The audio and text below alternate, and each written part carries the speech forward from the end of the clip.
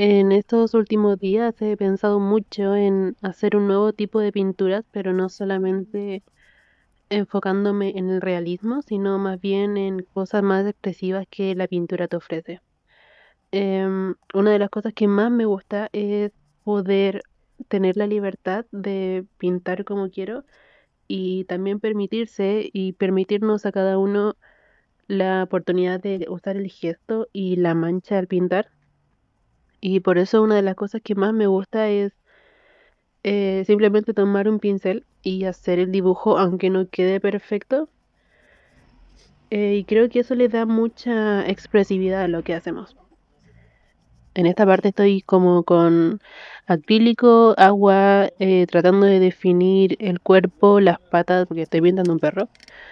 Y lo que me gusta mucho de esta referencia es también el cuerpo y el movimiento, la estructura que tiene el animal.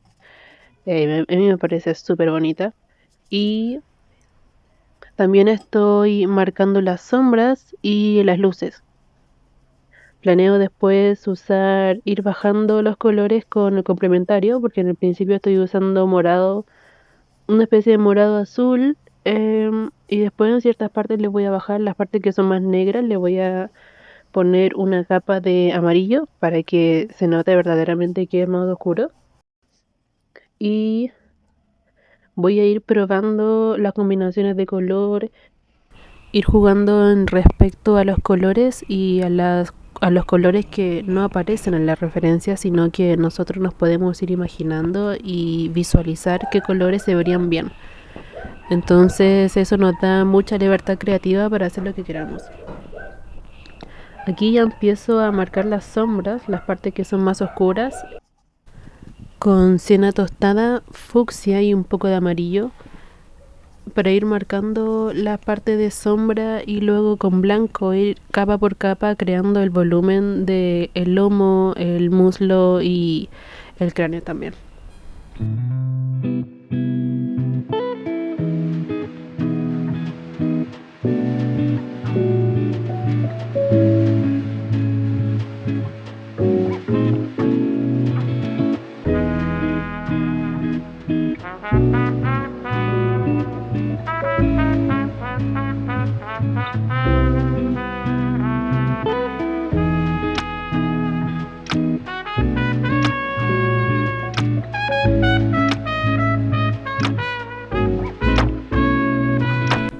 También cabe destacar que creo que una de las cosas más ricas que hacen la pintura de verdad se vea muy agradable de ver y de hacer es la soltura del pincel y la pincelada. Y uno de los factores que contribuyen a esto es la forma en que tomamos el pincel. Porque una forma muy distinta es tomar el pincel como si fuese un lápiz escribiendo en un cuaderno. Y otro muy distinto es agarrar el pincel por la parte de atrás con soltura al manejarlo y no preocuparnos tanto por la forma perfecta ni que nos vaya a quedar bellísimo al inicio, sino entender que se crea a través de capas y capas progresivas y también por la práctica.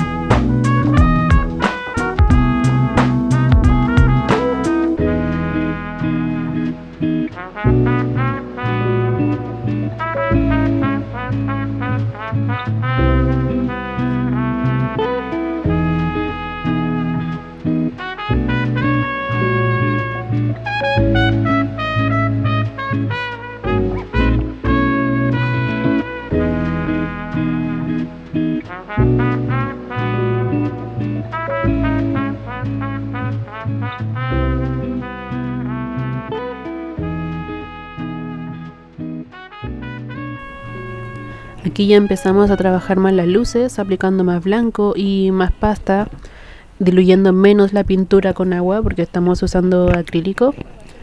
Y ahí tenemos que saber muy bien en qué parte son las luces, en qué parte son las sombras y aplicar más pasta en las luces porque eso después al secarse va a crear una sensación de profundidad. En las partes de la sombra siempre tenemos que usar menos pigmento, diluyéndolo con agua si fuese acrílico o con trementina o diluyente si fuese óleo. También tenemos que tener muy en claro en qué parte son las luces y en qué parte son las sombras, y eso también viene de un estudio previo para organizar estas sombras y los valores y saber bien lo que estamos haciendo y en qué parte aplicar pintura. También lo del acrílico es súper bueno porque después cuando se seque podemos aplicar más capas de agua, de aguadas, con cualquier valor que queramos aplicar, y podemos ir ajustando todos estos detalles.